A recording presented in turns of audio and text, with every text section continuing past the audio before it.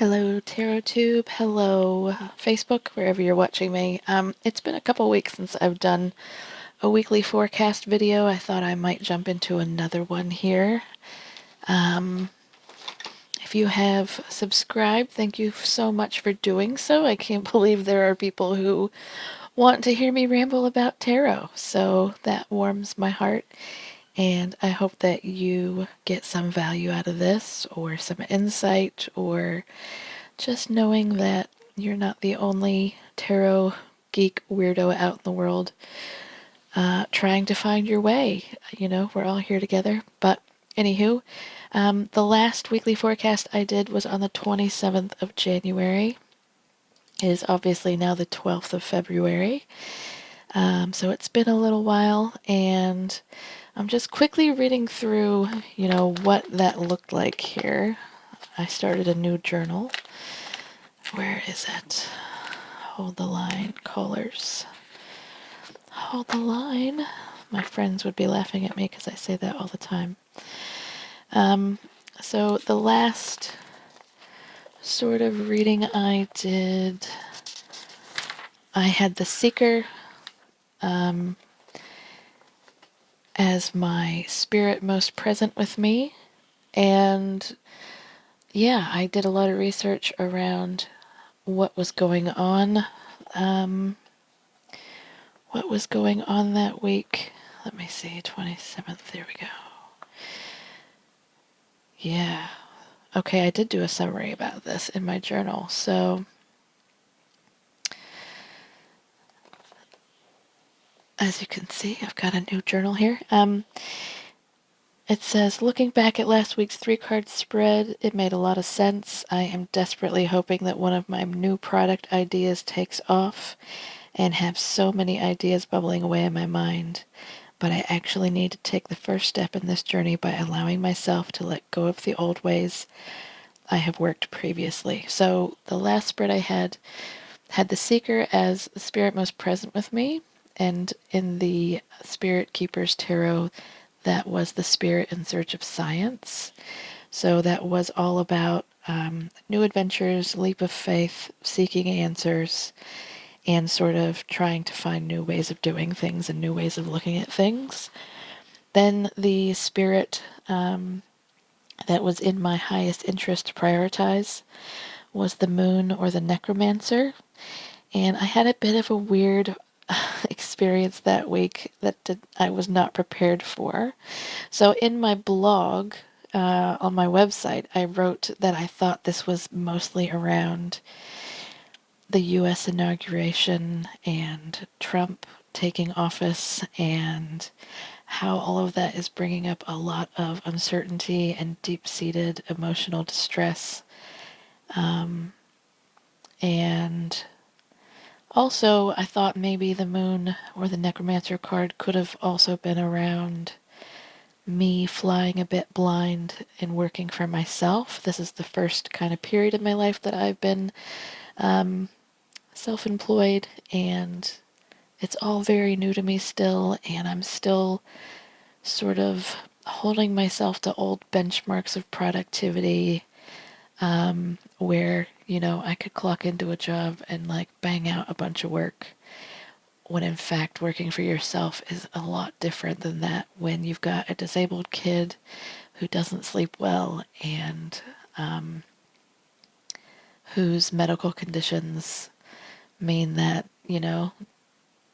each day is a little variable when it comes to energy and available spoons to do things. So I thought maybe it had to do with that, and me swapping gears and sort of working through my fear around not working full time, because as an American, it's, pounded into us, molded into us, from the time that we're very young, that we exist to work, and not the other way around, that we should work to live, if that makes sense. So I thought that's what that card was all about for me. But in fact, that week I had a very interesting pop-up from somebody in my past related to my previous job, unexpectedly texted me out of the blue, and it really threw me for a loop and brought up a lot of unresolved feelings. So I think that could have also been what that card was about, actually, if I think about it closely.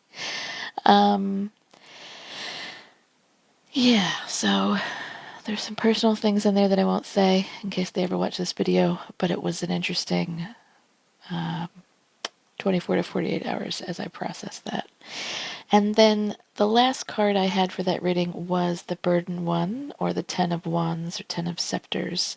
And that position in this spread was something to prepare for. And basically that was me preparing to be really tired, feeling overworked, and just, usually when I get that card, it's a warning that I should not overwork myself and I should put some things down. But actually, I think that had more to do with my feelings around my old way of working and old employment, old job, old boss, and realizing that it is actually, well and truly time to put that behind me and fully accept where I'm at now with my employment journey, which is I'm no longer looking for new jobs. And I am fully committed to trying to make Twixt Tarot a real thing in whatever form that is. So that's kind of where I was at. If you're still with me thus far, thank you so much. And let's get into this reading. So I will move this out of the way and I will get to shuffling. Now, I always like to sniff this magnet just because Benebell's anointing oil is still on it. So this is the Spirit Keeper's Tarot by Benebell Wen. Do I need to turn the light on here? Ooh, that's very bright, isn't it? Let me see if I can turn that down a little bit. How does that look? Still looks good. Okay. Yep, everything's in shot still. Okay. So, Spirit Keeper's Tarot by Benebell Wen is the deck I'm using for today's spread. I'm going to shuffle a few times. And pull some cards here.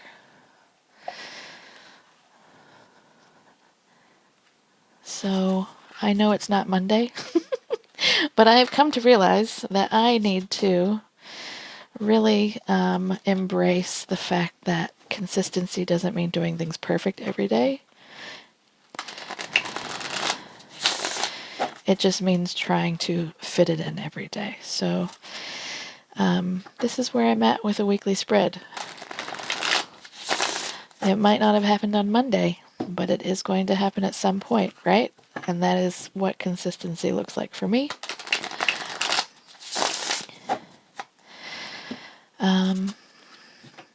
Yeah, so let's find out what this means this week. So,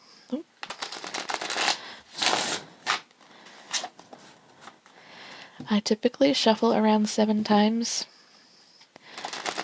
I've decided that's a nice number. And also, I think, statistically, I think you need to shuffle a deck of 78 cards at least that many times to reset it. So, there you go. How many times was that? I think that was probably 5.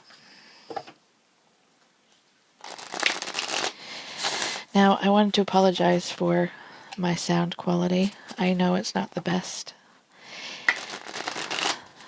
I will be starting to save soon for a new computer and microphone setup.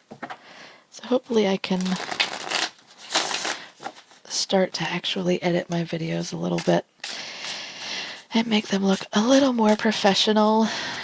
And my husband hopefully will be creating a little intro medley or music for me that I can play.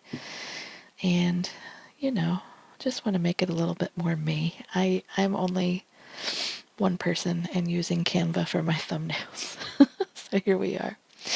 But what I typically like to do at this stage is I will cut the deck into 3 piles. And then I know Mary Kay Greer says to use your left hand, but for some reason the right hand always feels better to me to do this with, but just am sort of running my hand over to see if there is a zing.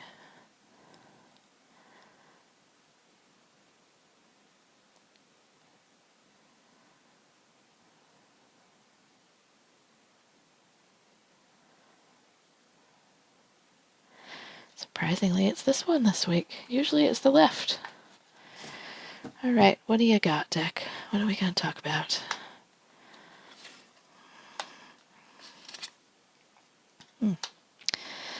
Okay, so the spirit most present is the Nine of Pentacles. I like the sound of that. That's great. That's awesome. That is pretty much my favorite card of most tarot decks. I don't think I have pulled that in this deck yet, so I don't know all the ins and outs of this particular card for Benebell in this deck, and I'm excited to find out what that means, but it does look like a very, abundant,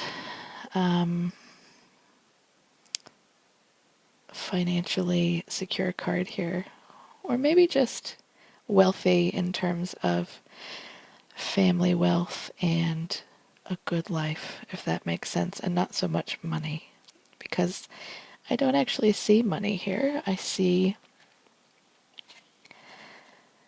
family, I see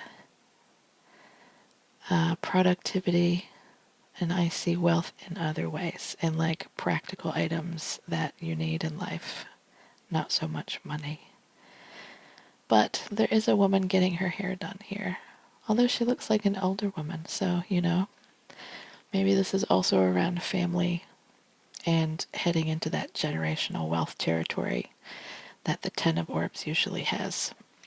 But it looks like a lovely, lovely card. Then it's in my highest interest to prioritize the Archangel of Mysteries, or the angel who illuminates the shadow.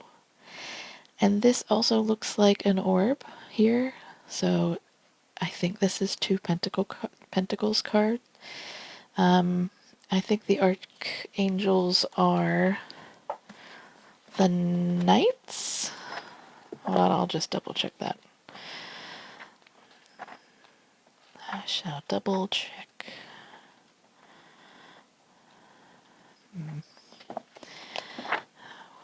Oh, here we go. Yep, so that's the Knight of Pentacles. Wow. Oh no, sorry, that's the King. Interesting. Didn't realize the kings come before the queens in the book. So she must go from king down to pages. Okay, yep, so that's the King of Pentacles. Interesting. That's the first time I've had this card, regardless. And then in my highest interest to prioritize is another archangel, which is the Archangel of Swords, so the King of Swords. Oof. Yeah, what does that mean for me? So I guess I'm to be doing lots of work this week, which is great. Highest interest to prioritize, making sure I'm being very practical about this week and thinking things through and being very thorough in my planning. I've got a big market coming up this Saturday, which I did mention in my last weekly catch-up. And maybe next week I am preparing for figuring out some strategy, communication, and maybe looking at what sold over the market this weekend and getting back into some analytics around what's working and what's not on certain things. So it all sounds very work related, business related for me this week. But also, Pentacles does deal a lot with family life sometimes and health too. So I do need to look after myself and make sure everything's good there. And make sure my family is also, well taken care of, well provided for this week. So that's kind of where I'm looking at this. But let's do a quick run through of the Book of Maps here. So I will just bookmark this page since I'm already open to it. And then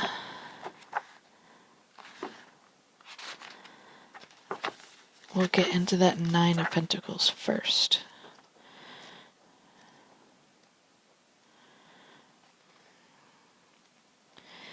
So let me find the page.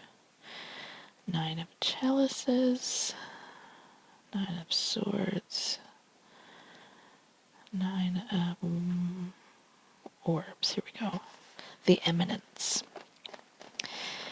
So if I back up to the beginning of her Nines chapter, she usually has a little bit about the numerology of the nines, or whatever you're looking at. So the realm of nines, she has the keyword as culminating. And the realm of nines is the realm of spiritual ascension.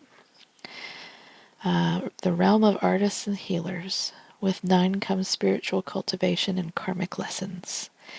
In the Kabbalistic tree of life, the realm of nines arises from the Sephira Yesod, the foundation upon which God built the material world. In Hermetic Kabbalah, Yesod is the emanation of communication, connections, dream consciousness, and the source where magic begins to take form toward manifestation. The number of 9 is divine, receiving completion from 3 triads. It is the summit of theology.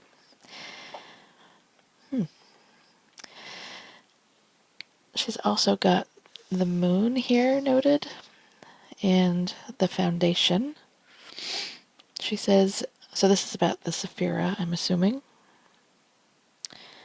And the 9 of Orbs is called the creation, the Yesod of Asaya. She says Yesod represents dream consciousness, or the imaginative world within the mind. This is also emet, truth. Emotional bonds and intimacy are its powers, a bond of love with Malkut. The form-giving principle, this is also the core upon which the Creator's ideas are built. The final lens through the light of the upper Sephirot are transmitted into Malkut below. Ideas finally take form. It's where physical reality and visionary reality fold into one another. Here, ideas and knowledge are on the verge of taking form. This is the divine force that bonds the Creator to the creation. So she says Yesod is related to the cycle of changes that run the course in the natural world. It's about the seasons, the cycle of life, and the access to the nonlinear continuum of space-time. There's also an innate paradox to Yesod. It's established strength, and yet it is also the fluidity of the moon. Oh, because 1 + 8 = 9, maybe. Interesting. And the moon has 3 goddesses assigned to her. Diana, Selene, and Hecate. On the tree of life, Yesod purifies the other emanations, making any last corrections and adjustments as needed. It's the source from where magic begins to take form toward manifestation, expressing the power of connection and thus intercourse that elucidates. This is impulse. This is assertion. So that all feels very culminative. And the 9 of Orbs. She says, the card description. So it says, three stratified layers of scenery in this card represent Inca cosmology, the three worlds, or pachas. I think that's how you say that. Apologies if it's pacas, but I think it would be pacha. The Uku Pacha is the lower world of the earth. 7 rock formations in the foreground represent earth spirits and gateway posts to the underworld. Indian cultures believed unique rock formations were the dwelling places of important chthonic spirits. So she says, this is the surface of the earth that is human material reality. So that's the second layer there, the K Pacha. And here we see a mother with the day's work of harvest on her shoulders. The grandmother is resting, and her granddaughter kneels behind her. So there's 3 generations here. The grandmother may look world-worn, but the shaman's staff by her side, with 3 sharpened points like a weapon, hints at the formidable power she still wields.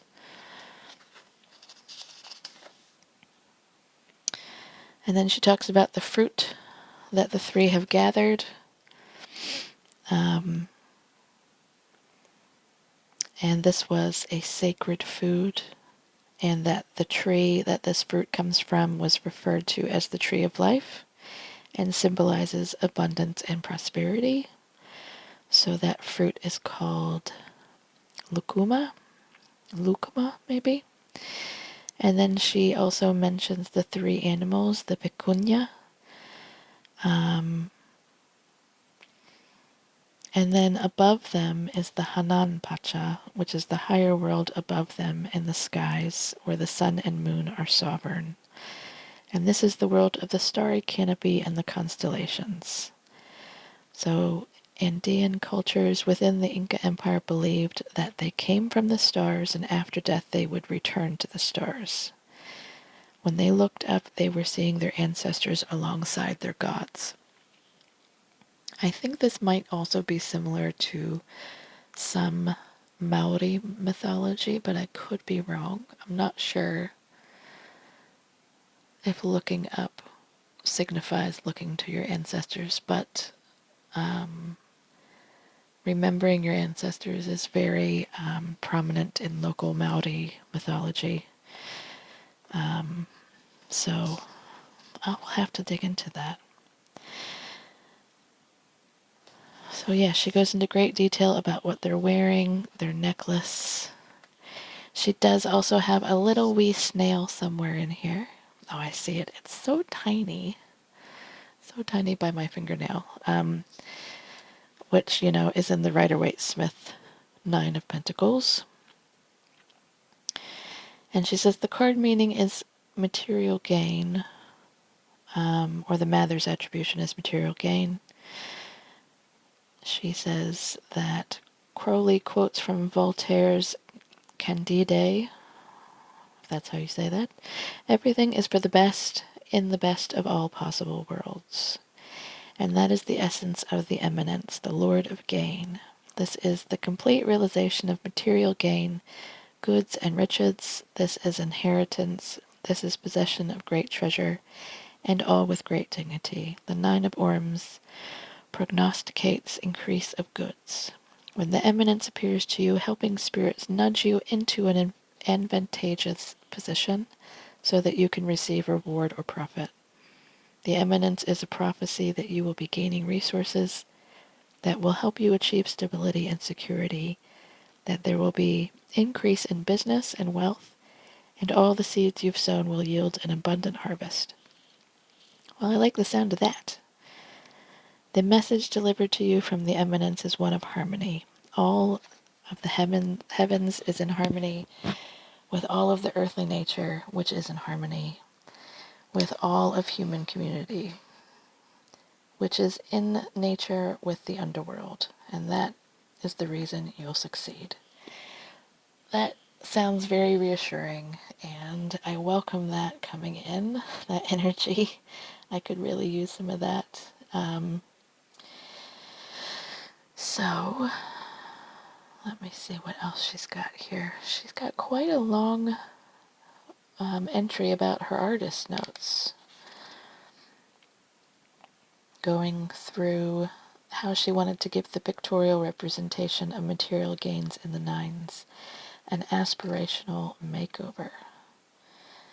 She says the notion of eminent success is not a single individual achieving gains, but rather it's a collective, a family that works together to achieve those gains. It takes a village. And more than that, it requires a sense of spiritual reverence for the divine, remembrance of ancestors and respect for earth spirits, and thinking about humanity as a family unit. I really like that.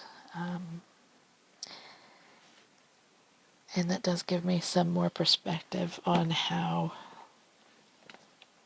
my family supports me to support them, and how my chosen family also supports me, and how I give back to them. So, yeah, and also remembering in this great time of division that what is going to get us through is building community and mutual aid. So there's many layers to this card, and where in my younger tarot years I might have really liked this card because of the sort of confidence and self-assuredness and luxuriousness of the card. I also note that the traditional Rider-Waite-Smith representation of it does look a bit lonely and solitary, with just the one woman kind of enjoying her garden and that luxurious life, or that abundant life that she's built or been born into. But she does look very privileged, whereas this one is more about, building a family and supporting one another and passing on knowledge. So it's more about generational wealth in many senses of the word wealth. So I appreciate that. So again, this is the spirit most present this week. So card number 2 is, again, what's in my highest interest to prioritize. So that's the King of Pentacles. So let's see what she has to say about the kings. So she says, the 4 king equivalents feature a magic square positioned front and center in a color corresponding with their elemental world.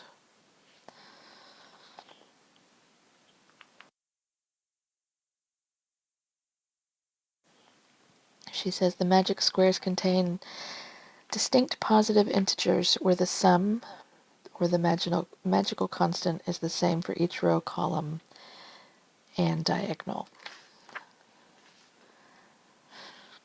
And she says these are based in Islamic Arabic ceremonial magic for working with archangels.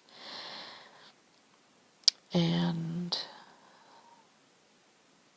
the 4 archangel magic squares depicted on the court kings are inscribed with the Brahmi numerals, which are the precursors to the Hindu Arabic numerals, which are what the numbers in the major arcana keys of this deck are written in, which is an intentional decision on her part, despite Crowley noting that the keys of the major arcana should always be noted or written in Roman numerals.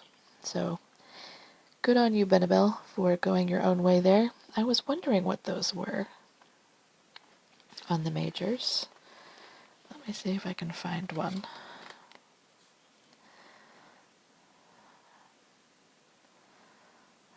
I don't know if I can actually pick it out on a major. Nope. I'll have to look at that. Interesting. Anywho, my sidelining. Oh goodness, where are we at? 29 minutes. Well, this is going to be a long one. Buckle in. Sorry. Yeah. I had the time today, so I thought I might do, a little bit more of a deep dive. So anywho, going to the Archangel of Mysteries. Do you say Archangel or Archangel? please leave me a comment and let me know. Here we go. Archangel of Mysteries, illuminate the shadow. Card description. So although these are kings, this one is a she, known by her title Archangel of Revelations. And splayed across the night skies is the seven sisters of Pleiades. I'm probably saying that very wrong, I apologize. Under the constellation Taurus. And again, this is going back to the Indian peoples that are featured in the Nine of Orbs. This is an omen of prosperity and abundance, as the stars are most visible in the southern hemisphere during the harvest season, which is wild because we're going into the harvest season here in the southern hemisphere, and I'm pretty sure these are the seven stars that are celebrated during Matariki here in New Zealand, which is sort of the Maori New Year. So that's pretty cool to see these stars. It says, you have been blessed with gifts of corn and gold, the gold in the form of a shaman's mask, accented with precious green jade and inca rose. And actually green jade or greenstone is very popular here. Or it's also called rhodochrosite. Jade improves your luck, health, and well-being, and gives you prophetic dreams. So maybe I should wear my greenstone this week. She says, the Archangel of Mysteries illuminates the darkness and assists those who traverse the realms of shadow and help us to uncover mysteries. This is the Archangel who protects the keeper against all forms of darkness, including the times of uncertainty, sorrow, grief, and insecurity. The ears of corn also symbolize seeds of spiritual enlightenment. It's also an omen of provision and one who is a provider that nourishes and sustains the livelihoods of others. And she has a wee message written from the Archangel to the reader. It says, I am the loving light you feel upon your shoulders. When you bask in the silence to listen, you will hear me whispering words of guidance. In darkness, in grief, in times of uncertainty, I am the steady voice of reason that will lead you back into the light of knowledge and wisdom. That is also super reassuring, so I welcome that as well. I was not expecting this layer of sort of, I know, I'm constantly surprised by the spirituality of this deck, even though it's called the Spirit Keeper's Tarot. I'm sorry, I just cracked myself up. Why am I so surprised by that? I should just expect that even, Pentacles, which to me is a very practical material world card, would have a deep layer of spirituality associated with it. And I'm sorry that I forgot that. She says the card meaning is the divine embodiment of security, stability, and preservation, the power of protection and safeguarding against harm, against damage or even deterioration. It's the most exalted force of stabilization. And it's also an angel of redemption. This is the higher divine genius within you activated, able to transform the esoteric knowledge you've attained into productivity and personal prosperity. Mathematical gifts are also conveyed by this key. Here are the powers of deductive and inductive reasoning. When this card appears in divination, you are the master of your resources, but you've also reached a point in your life path where now is the time to ask questions of meaning. How exactly do you want to allocate your assets and resources, and how can it bring you spiritual fulfillment? Interesting.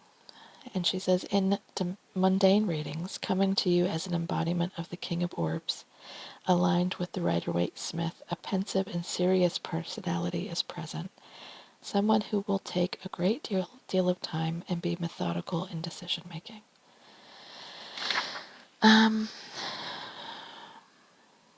She also says, irrespective of your gender identification, this card is a feminized projection of absorbing in that which is obscured or unenlightened and transmuting it into that which is clarified and enlightened. This is about receiving rather than giving.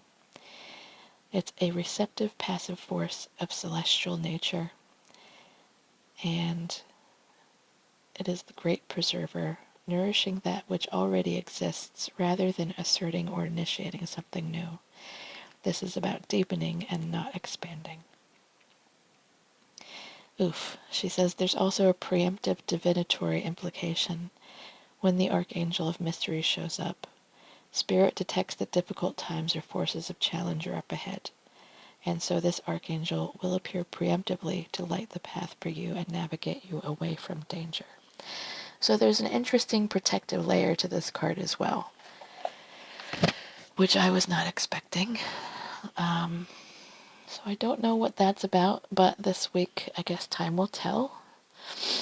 And then if we go back a few pages, we can look at this. Well, actually, maybe I should make a couple comments on, now that I've read that, what I think this card might mean. So, yeah, I do feel like I am at a stage where I'm wondering how best to give back to the tarot community here. And sort of not what I want my legacy to be, because I don't know that I will have a legacy, if you will. That sounds very, I don't know, not egotistical, but it sounds like a way of me thinking about myself as more self-important than I think I am.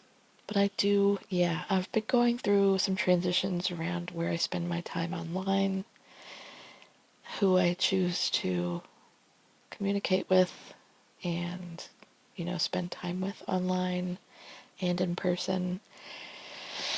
So I guess this is also me just having a really good think about that and what I want to put my energy into, and,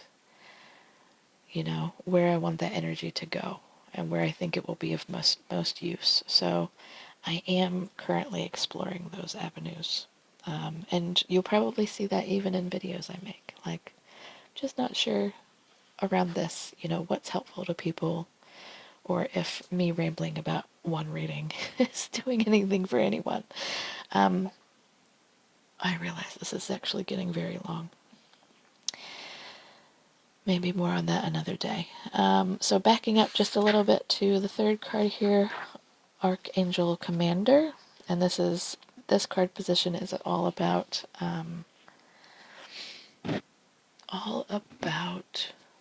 what I need to prepare for. She talks about this featuring a 4th century Templar wielding the Sword of Spirit pictured on the Ace of Swords. And also, sheathed by his side is a second sword, the one featured throughout the pips. She says there's a setting of this Templar story, which is Philip IV is King of France, his wife, Queen Joan I of Navarre. In old Marseille decks, Queen Joan is pictured on the Empress, and King Philip IV on the Emperor card. And Pope Clement V is on the Hierophant card. Sorry, my throat's making little weird noises today. She says, in the 14th century, prior to the bubonic plague, the Inquisition was gaining momentum. When Queen Joan died in 1305, Guichard, the Bishop of Troyes, was arrested and charged with the crime of using maleficia, or sorcery, to murder the queen, which sounds awful. And this is one of the earliest records of prosecuting a politically powerful head for sorcery and satanic craft. The bishop was accused of witchcraft, the science of the devil, and practices of Satan to amass wealth and prestige. Even his mother was dragged into the facts of the case. She was accused of having been infertile and to conceive her son, summoning an incubus to impregnate her. So there's a lot of history and things she's included in this card around this. But if I skip forward to the Archangel Commander's message here, it says, For you I will fight the battles that you cannot. I will be your arms and your armor when you cannot find your strength. I will fend off every blow until you are ready to stand on your own. What you thought was my power, you will soon realize was your innermost power all along. And the card meaning says, where the Archangel Commander rules, he brings authority and military might. This is a performance of indomitable strength, a grand demonstration of courage and fearlessness. Forces associated with this Archangel are that of military intelligence, the institution of law and government. I don't know if I like the sound of that. As welcoming as I am to protection and help. Why do I have two kings appearing before me? She also says that per Waite's pictorial key, he recalls, of course, the conventional symbol of justice in the trumps major, and he may represent this virtue, but he is rather the power of life and death in virtue of his office, which is a reference to Proverbs 18:21. The tongue has the power of life and death, and those who love it will eat its fruit. You are someone whose words can either speak life or speak death, meaning you can amplify someone's greatness, or you can truly tear them down and disrupt another's life. And this is a power you wield in the course of your professional work. Okay, I can see that. She also says, expanding on Waite's view of the King of Swords and telling the story of that persona through the Templar, one who is closely attuned to the Archangel Commander card in this deck possesses a formidable power of hexing and cursing. More precisely, you wield the power of command over unseen natural forces. You know, I have thought about hexing and cursing someone lately. So that's interesting that this card has popped up. Because I have never done that. I know how to, but I have never done it myself. And for the first time ever, I have been sorely tempted. So, interesting, okay? When the Archangel Commander is the guardian spirit that oversees you, it's because you possess the power of the advocate. You are a highly skilled and admirable rhetorician. Rhetorician. When this card appears in Divination, you are the master of your circumstances.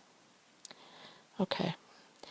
I do have to make a bunch of calls next week around, or actually tomorrow, starting tomorrow, around a medical procedure for my daughter. So I wonder if this is part of that, where I really have to get a bunch of people on board to get a lot of things done while she is under general anesthetic. So hopefully that'll come in handy. And she says, the sword is symbolic of your words, your gift of rhetoric, logic, reason, and strategy, and you were able to use these gifts to move others toward your will. The upright sword in hand represents the power you wield, and the sheathed sword by your waist represents even more untapped power potential you possess. The shield endows you with the power to deflect and ward all that tries to harm you. The helmet protects your crown, keeping your mind untainted. According to the myth, the Ark of the Covenant houses of the Ten Commandments, so here they're a reference to law and order. She says, you've also reached a point in your life path where now is the time to ask questions of meaning. What are you fighting for? Is where you're standing right now going to be on the right side of history? Oof. That is a powerful oof. And that is also the second question like that in here.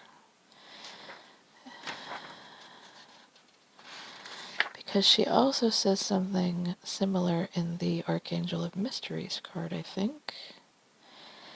Except that one, the questions are, how exactly do you want to allocate your assets and resources? And how can it bring you spiritual fulfillment? So I'm being asked two big questions of meaning this week. What am I fighting for? And how do I want to allocate my assets and resources? And how can it bring me spiritual fulfillment? I do firmly believe that where I'm standing right now is on the right side of history already. So that one is already answered. But, wow, if that's not a big, deep reading for a weekly forecast, I don't know what is. Now I get to write all of that up for my blog in a much more succinct fashion. But if you have made it this far, thank you so much for listening and watching. And sorry, I don't do much with my hands during these. It's more of a talking point. But yeah, I will see how all of this plays out and hopefully come back to you sometime next week and not leave it another 2 weeks before a reading. So I wish you great joy and great peace this week, and I hope that you also take time to rest, because all of that is an act of defiance in the face of everything that we all are collectively facing right now in terms of late stage capitalism. But yeah, we all deserve peace, we all deserve rest, and we all deserve joy and happiness. So I will see you next time. Thank you so much. Bye.